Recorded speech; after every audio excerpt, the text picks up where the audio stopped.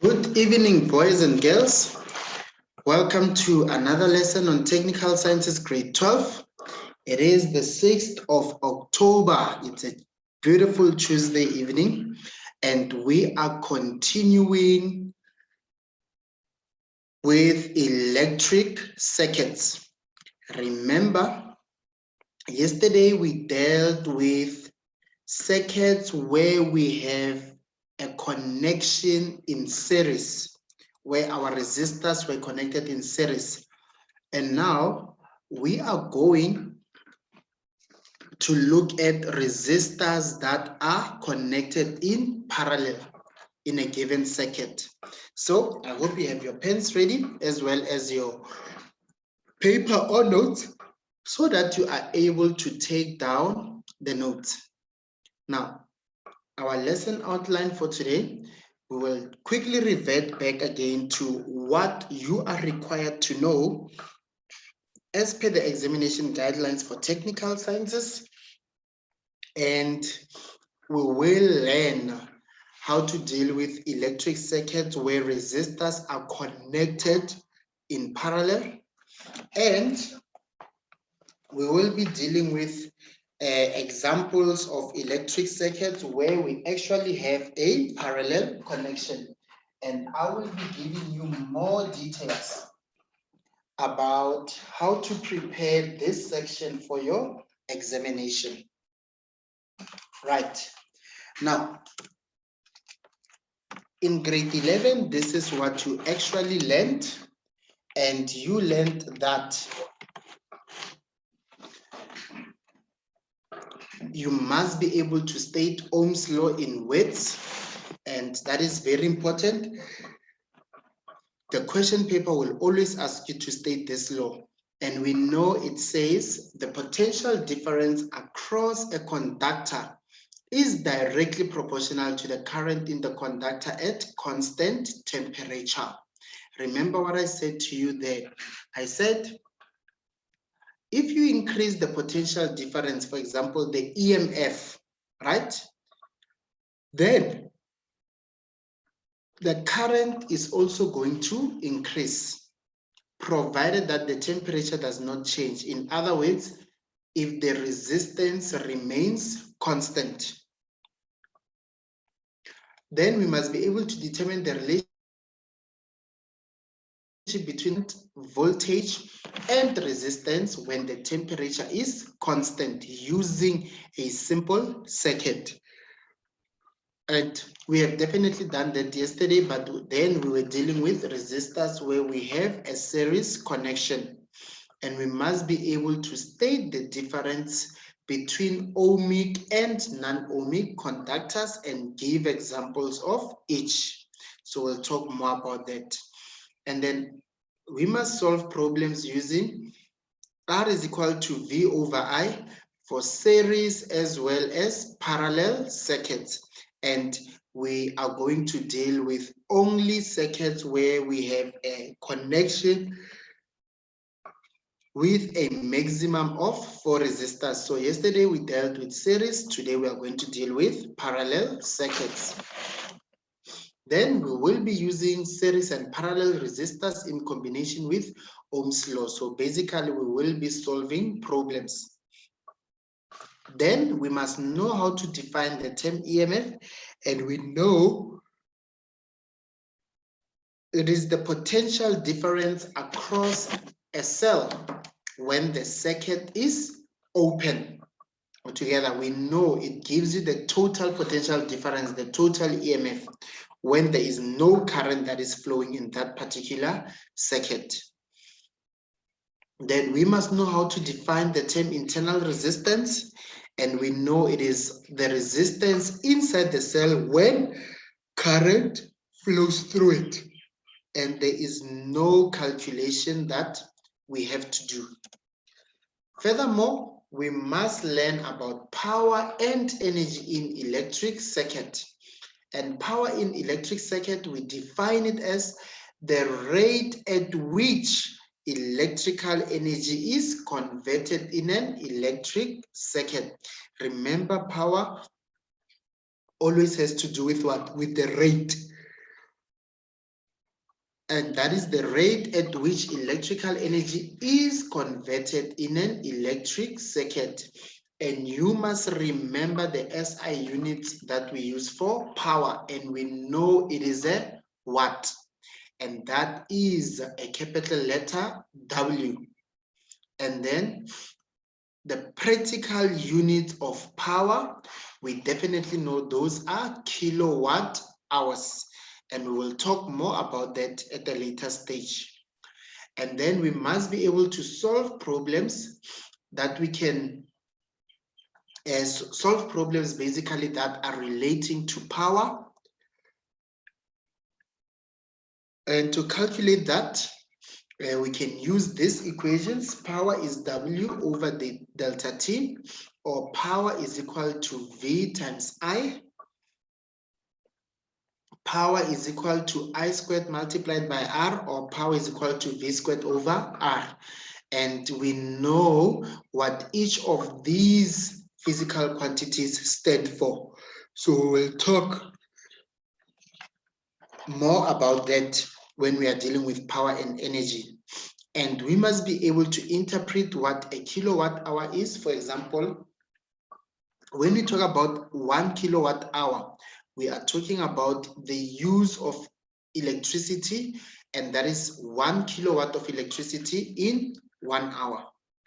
And then we will learn how to calculate the cost of electricity usage given the power specifications of appliances used, as well as the duration, given the fact that the cost of 1 kilowatt hour is going to be given. So here we will be learning that different appliances, electrical appliances, they've got different power specifications, and therefore they don't use electricity the same kilowatt hour in a given amount of time. So we will learn that, and we must know also that if we want to calculate the heat that is produced by a resistor in a given circuit, will be given by W is equal to I squared R delta T. And when we learn this, we will know that this W stands for the heat that is dissipated, or sometimes we just say the energy that is dissipated instead of using the term heat, but it basically refers to the same thing. Now, we work with parallel circuits. Now, remember, I said to you, I want you to be able to draw an electric circuit from the onset and be able to interpret it. And hence, I haven't really prepared anything there for you. I want us to draw together. Now, here we have a cell and another cell. This cell has the positive terminal and the negative terminal there, the positive terminal and the negative terminal. Remember, the positive terminal is the one that is represented by a long vertical line, and the negative terminal is the one that is represented by a small vertical line, which is thicker and bold. So the two cells are connected to each other, and therefore these cells individually, we will refer to them as cells, but now we refer to them as a battery. And they're correctly connected to each other because the negative terminal of this cell is connected to the positive terminal of that cell. Then we go. We say, okay, then we must have a conductor. So this is our conducting wire.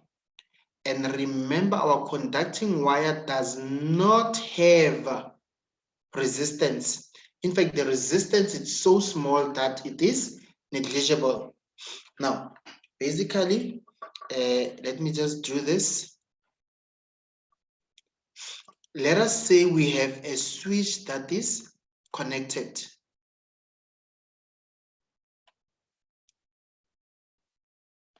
Then this switch, we know it is open.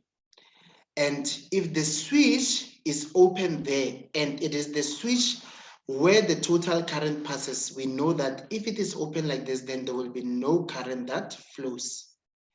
And then we still have our conductor.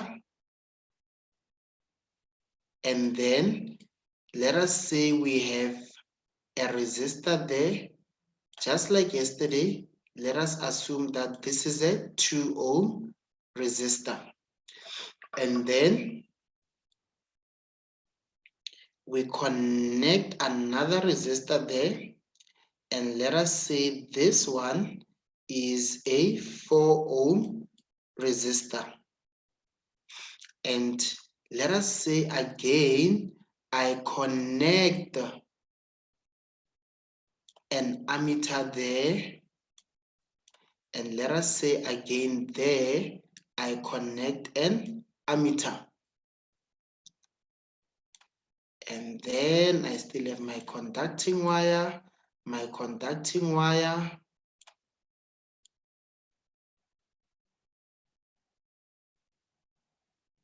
My conducting wire all the way and to the negative terminal.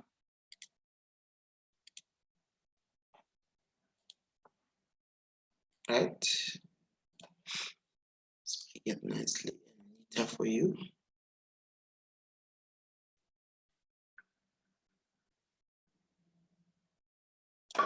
There we go. And let us say, okay, just gonna do it again there because I want to connect another ammeter there.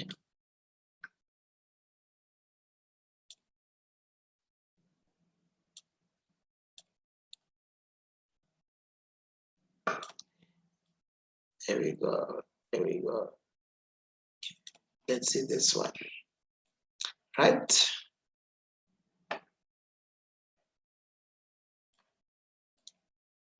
Good. There we go. There we go. There I connect another ammeter.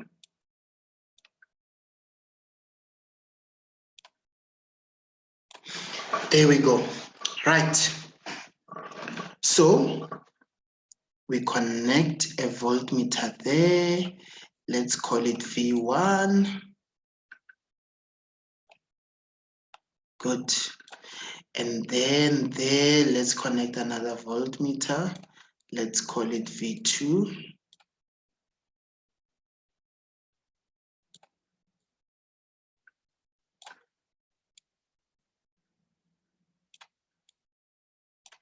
Let's call it V3.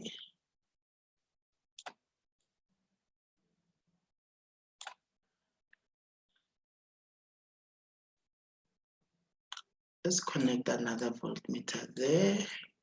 Let's call it V4. Right. Then let's call this ammeter, ammeter 1, ammeter 2, ammeter 3, and this one is ammeter 4. Now, what is happening here, my dear learners, is there I have a battery, and let us say it gives me an EMF, still the same as yesterday, of 12 volts. Now, I said when you want to work with electricity, it is always best that you start working with your electric current from the battery and actually try and track it from there. So when you look here next to my battery, you get the current moving through the battery, and all of the current has to move through the battery because it needs to have electrical energy. So it needs to take that 12 volts so that it is able to move through the circuit. Now, when you have this situation, the current there would not be able to actually move through the circuit, because this is like the total current, total current, total current. So thereby the switch would expect the total current to move. So if the switch is open, it means the current is not going to move. So this circuit becomes an open circuit. Now, if it is an open circuit, then we know that there is no current that is going to flow.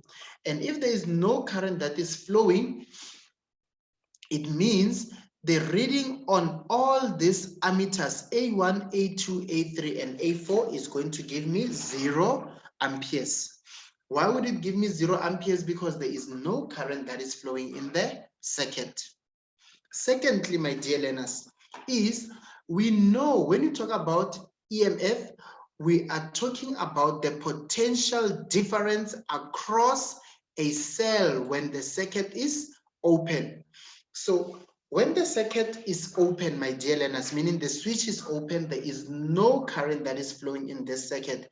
This voltmeter there, which is going to be V1, is going to give me the value of the EMF altogether.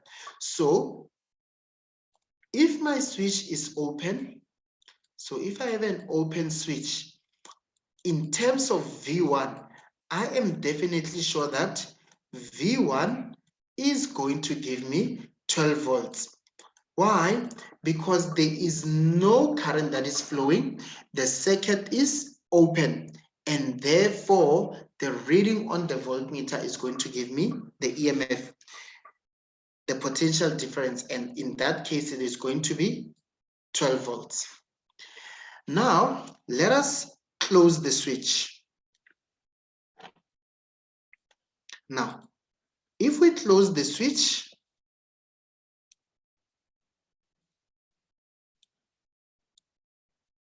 there our switch is closed. Now if we close the switch, my dear learners, then I can see all of the current is going to be able to move. So the current will be coming through and it will be having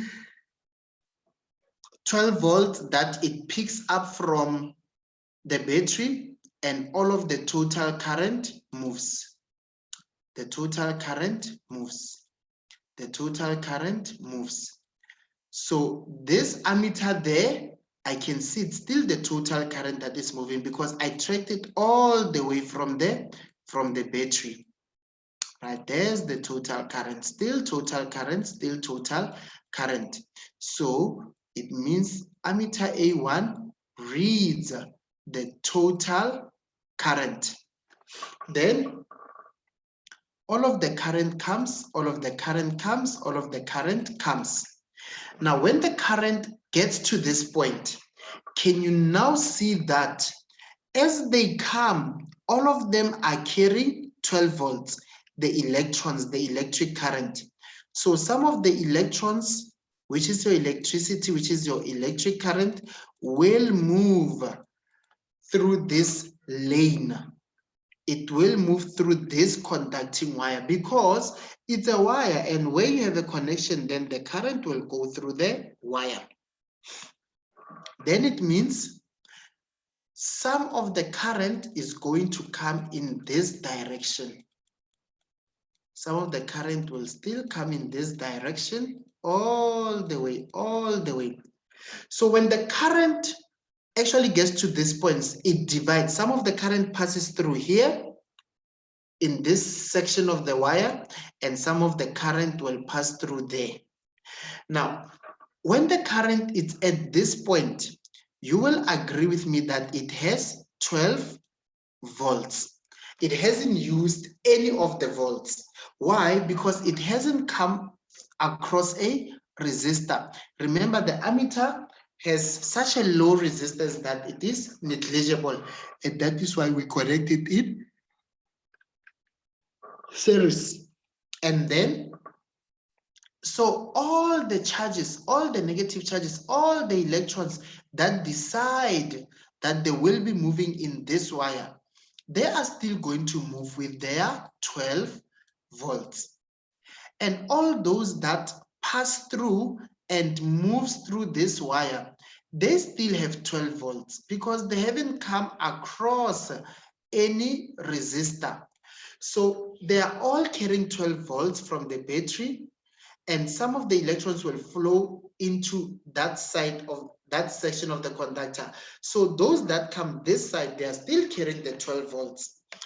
And those that go down, they decided to go down, so they are going to also move with their 12 volts. Now, when these electrons move and they come this side and they have 12 volts, they have to move through this resistor. The current has to move through this resistor. And we want to ask ourselves, how many volts are we going to use? So to check the number of volts that we are going to use, we then check that if I decide as an electron to use all of the 12 volts, will I still be able to move all the way up until I get another 12 volts? And the truth is, yes. All of the 12 volts is going to be used here. Why? Because after all of the 12 volts, it means when the electrons actually come through, at this point, V2 detects that these electrons still have their 12 volts. They move through the resistor. Remember, the resistor opposes the flow of current. So if the current is opposed, then that is where the electrical energy is needed. That is where the volts are needed.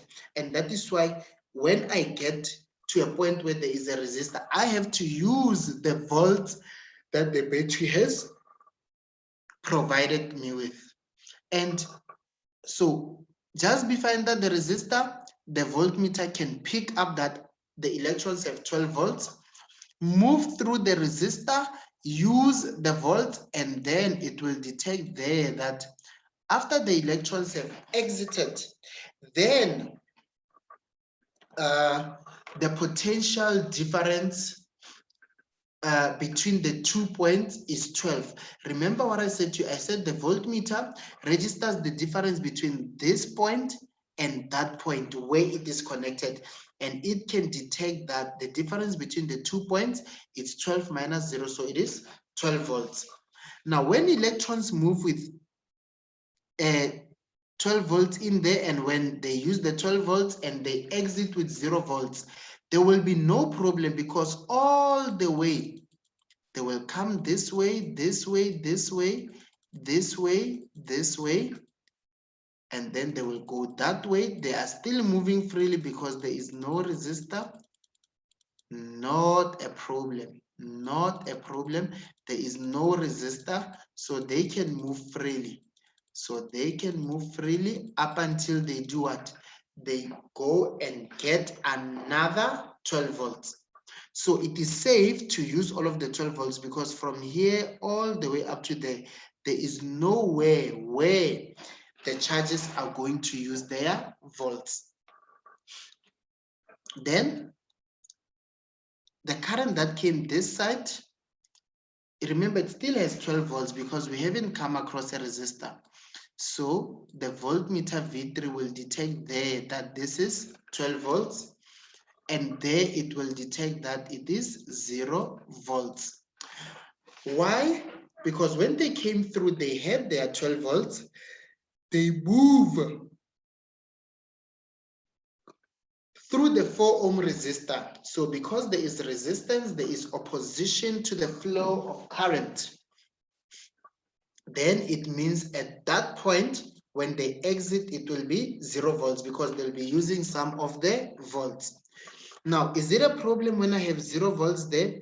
Not at all altogether, because to move through all the way, there is no resistance. So the current moves freely. The current rejoins there. It moves freely all the way until it picks up another 12 volts altogether. So what does this mean? It shows me that resistors in parallel,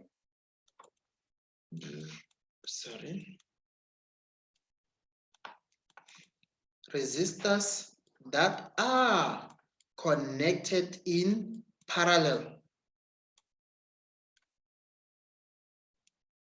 then they are definitely current dividers. Why are we saying they are current dividers? Because the total current was moving, the total current, the total current, the total current, the total current. But when it gets there, some of the current moves in that direction, some of the current moves in that direction. So these resistors, because of the parallel connection, the current was divided such that some of the current moves through the 2 ohm resistor and some of the current moves through the 4 ohm resistor. But what I can see as well is that they are not, and this is very critical, they are not potential dividers. And we must ask ourselves why we say they are not potential dividers. Because each electron is carrying 12 volts, 12 volts, 12 volts, 12 volts. So those that go into this resistor, they still have their 12 volts. All those that go down through to the 4 ohm resistor, they still have 12 volts. So the 12 volts was not shared. The 12 volt was not divided altogether. Each resistor got electrons that had an EMF of 12 volts. So they are not potential dividers. Now, this is what I want you to know. Remember from this formula, R is equal to V over I. When you look at this relationship, the relationship between resistance and current, you can definitely see, my dear learners, that if the resistance is high, then the current is going to be low. Again, if the resistance is low, then the current is going to be high. So this is something that you must be able to see, that when the resistance is high in the circuit, then the current will be low. If the resistance is low, then the current is going to be high. Now, what do we see here? I see that in this section of the work, rather in this section of the conductor, I have a 2 ohm resistor. And in this lane, which is the conductor, I have a 4 ohm resistor. So if the voltage remains the same, right? That if V remains the same, then where the resistance is low, then the current will be more. In other words, this ammeter there, A2, will read a current that is greater than, or let me put it like this, the current that is measured by ammeter 2 will be greater than the current that is measured by ammeter 3. Remember, the symbol for current is I. Why do we say the current that will be measured by ammeter 2 is greater than the current that will be measured by ammeter 3? This is because when you look at ammeter, when you look at this conductor and that conductor, the EMF is the same, but here the resistance is low, so the current must be high. If you check there, the EMF is the same as that one there, but the resistance is high, so the current will be low. So I expect the current that is measured by A2 to be greater than the current that is measured by A3 altogether. Right, so if I were to do the calculations, I'm expecting in this conductor to have more current flowing through it, and in this conductor to have less current through it. Now, my dear learners, let us be practical about it as well. Where I have low opposition, remember the resistance is low here. So the opposition to the flow of current is less. So if the opposition to the flow of current is less, then it means the current is not being blocked a lot. It is not being opposed a lot. So this resistor will accommodate more current to flow through it. But in the 4 ohm resistor, my dear learners, the resistance is high, so the opposition to the flow of current is high. So the blockage is high, and therefore, this resistor can only accommodate less current altogether because the EMF is kept the same among the 2 ohm resistor as well as the 4 ohm resistor. In other words, we must also be able to check our answers altogether to say if I were to calculate the value of A2 and I find that it's less than the value of A3, then I know that that calculation is incorrect because when the EMF is kept constant, then the resistance, when it's high, the current must be low. And when the resistance is low, the current must be high altogether. Now, what else can I see? You see, A1 measures the total current. Now, if the current of A1 is the total current, then the current that divides into A2 and those that divide into A3 is the total current. It means out of all the current, some of it will flow through here, through the 2 ohm resistor, and some of it will flow through the 3 ohm resistor. So ammeter 2 will read the current that is moving through that conductor and the current that is moving through that conductor. But now, because the current has divided, it means A2 is not measuring the total current, A3 is not measuring the total current, but the total current is made up of the current that is measured by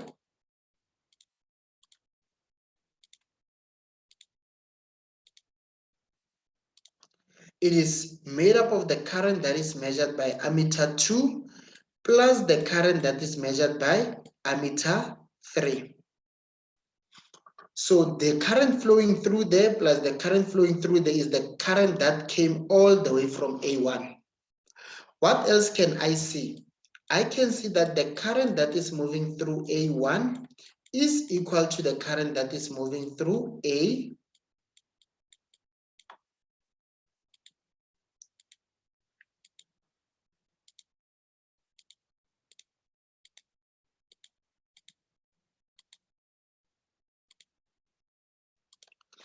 The current through A1, it's actually equal to the current that is moving through A4 altogether, because it is the total current. I mean, even if you started from this side and you said this is your battery and it's now the total current, and then you move to the right, is the total current, is the total current, is the total current, is the total current. So even A4 is reading the total current, which is the same thing that is being read by ammeter A1.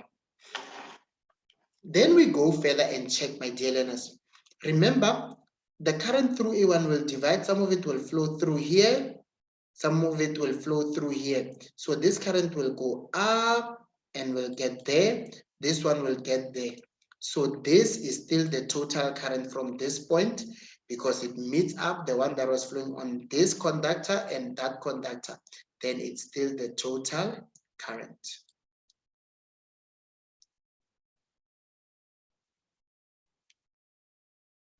Are we together? Right, so this is essentially what should happen. Then, my dear learners, let us also check here. You see, when you have resistors in series, if this 2 ohm and the 4 ohm were in series, I would have just added the 2 resistors and I would have got a total of 6 ohm resistor. But what I want you to observe here is that, you see, when you connect a resistor in parallel, you are actually reducing the resistance altogether. Why? Because you are providing an alternative path for the current to flow. So instead of the total current moving through the 2 ohm resistor and being a lot of current moving through that resistor, the opposition becomes high.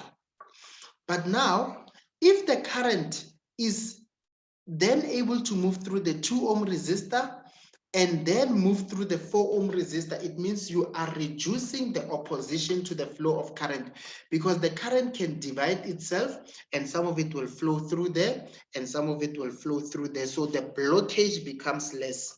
In other words, the opposition to the flow of current becomes less. In other words, by adding a resistor in parallel, you are causing the total resistance of the circuit to decrease. Why does it decrease? Because now you are basically reducing blockage, you are reducing the opposition to the flow of current, because the current can move in different sets of conductors altogether, because now you have provided an alternative path.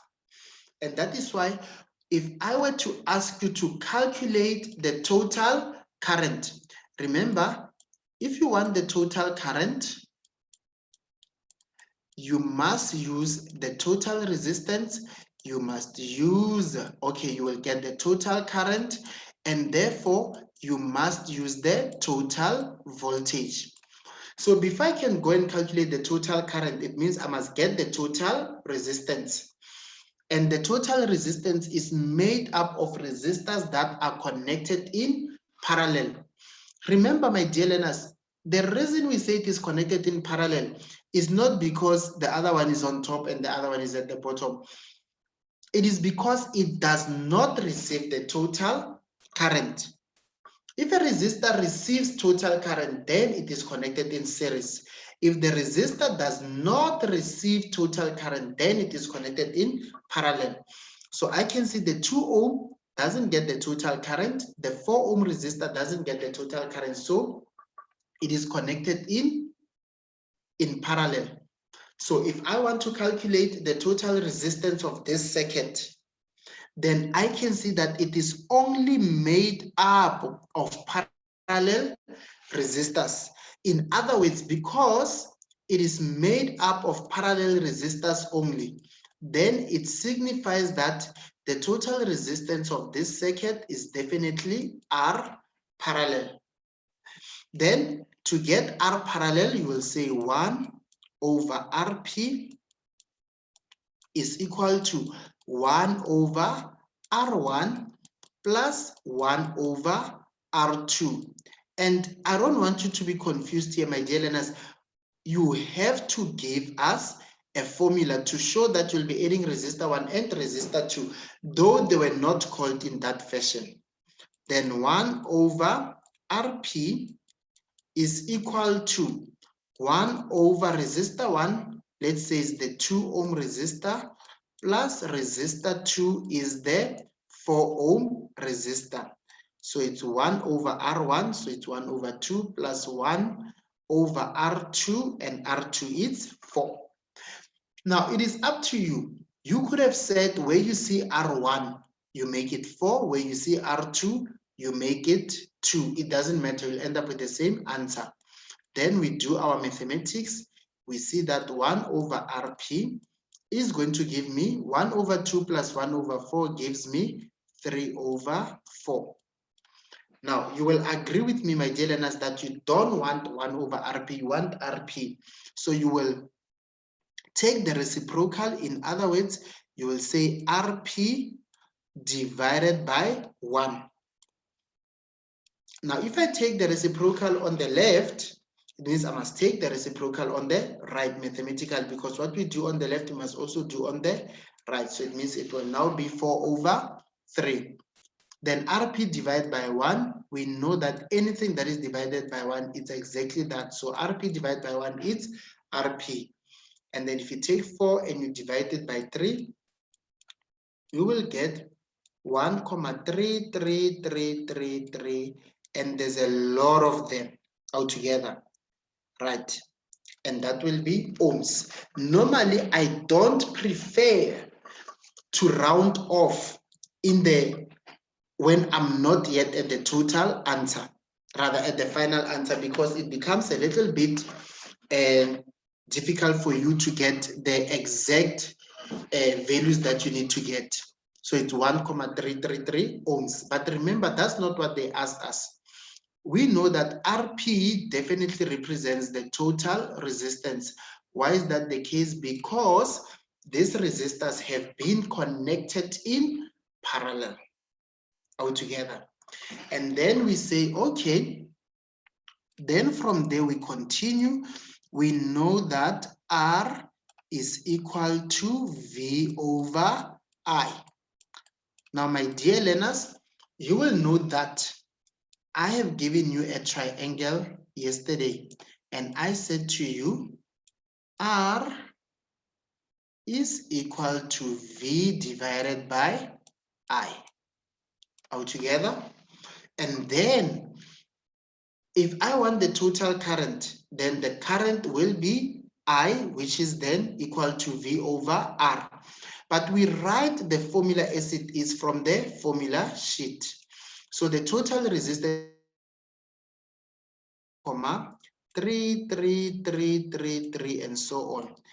This will be equal to V is the total voltage, which is 12. And I'm going to say 12 divided by I.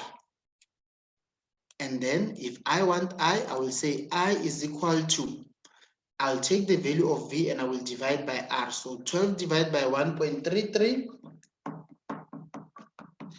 And we see that it gives us exactly 9. And remember, it's current, so it will be amperes. Are we together? Right. So please be able to deal with that. Now, what I want to tell you, my dear learners, there is also something that we call positive marking within a question. If you try to calculate R parallel and you get a wrong value, but you substitute it here, you will still get a mark for the formula, you will still get a mark for the substitution, even if you got maybe 2.5 instead of 1.33. Then obviously the final answer will be wrong. You will forfeit the marks, but you will get the mark for the formula and the substitution. But that is only if you have shown us how you got the value for RP. And that is why I always say, any value that you have not been given, you have to show us how you got it. Even if 1.333 was correct, because some of the learners would actually start here and they do the calculation on a separate page as rough work, and they substitute 1.33 there. Remember, my dear learners, we didn't show you, we didn't give you the 1,333 ohms for the R parallel, so you need to show us where it was. So this calculation is also very important altogether, because even if you make a mistake, then we can see, oh, you actually tried, then we actually give you the benefit of the doubt. We'll just forfeit the final mark. So this is the total current in the circuit. In other words, the reading on A4 is 9 amperes. The reading on A1 is also 9 amperes. Now, my dear learners, if I know the total current is 9 amperes, then I must check what happens here. How much current will move through the 2 ohm resistor? How much current will move through the 4 ohm resistor? But what I'm certainly sure about is that the resistance here is less, so the current that will move here will be greater than the current that moves on the 4 ohm resistor. Now, you know, without performing any calculations, we can actually check. Can you see the resistance on the 4 ohm resistor is actually double the resistance on the 2 ohm resistor. So the opposition to the flow of current on the 4 ohm resistor, it's more, it's double compared to that. If it is double compared to that, it means the current that can flow through here must be half of the current that is actually flowing through the through the 2 ohm resistor altogether. So the current flowing through the 4 ohm resistor must be half of what is flowing there. So I'm expecting that value to be 3 amperes on A3. And there, my dear learners, is the 2 ohm resistor. So the opposition is actually half compared to that. It's half times less compared to the 4 ohm resistor. So the current that will flow there will be double compared to the one on the 4 ohm resistor. So I'm expecting 2 ampere, rather 6 amperes altogether. And I can see that, oh, basically it was 9 amperes. So out of the 9, 6 amperes flowed through here, 3 amperes flowed through here. So when we get to this point, the 6 combines with the 3 amperes, and then the current is again 9 amperes altogether. Then 9 amperes all the way, and that is why there I also have 9 amperes. So what does that mean? It shows me that if the EMF remains the same, if I halve the resistance, the current doubles. If I move from here to there, I have doubled the resistance. So the current has halved. If I move from here to there, I have halved the resistance.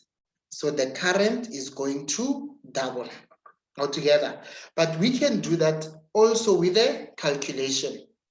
So let us calculate the current that is flowing through A2.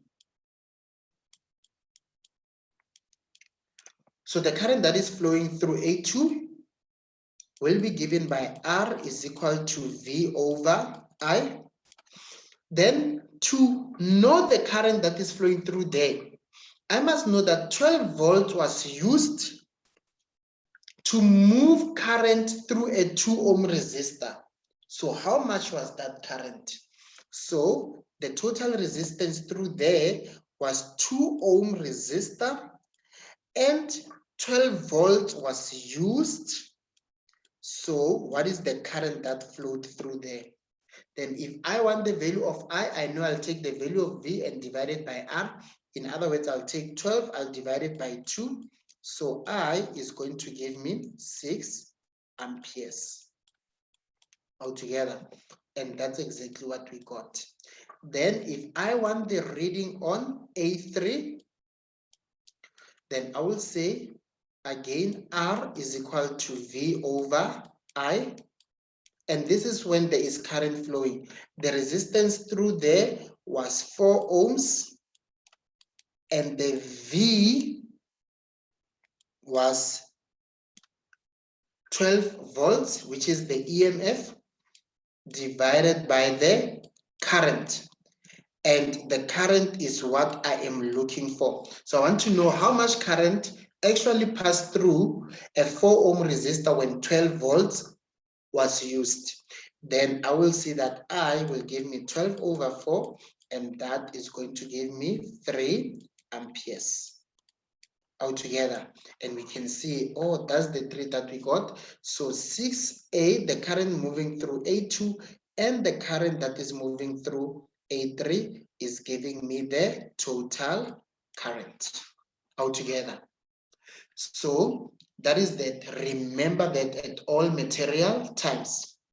Now, when current is flowing, what would be the reading on V4? Someone would say, Menier, 12 volts was used, so when they exit, they have 0, they have 0. They still have 0 volts, 0 volts, 0 volts. When they're at this point, it's 0 volts. When they're at that point, it's 0 volts. So the difference between the 2 points is also 0 volts when there is current that is flowing altogether. So that's how you would see it in terms of potential difference, but also for the fact that there is no resistor means there is no voltage that is used there. So I'm not expecting V4 to measure any volts. Then V1, when current is flowing, remember the voltmeter is connected there. So the electrons, which are your negative charges, when they get to that point, it's 0 volts because they haven't moved through the battery yet. When they move through the battery, they pick up 12.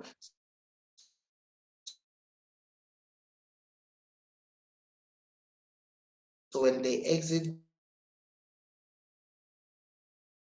they will have 12. So it will be 12. Okay, essentially parallel networks, right? Then quickly to your summary.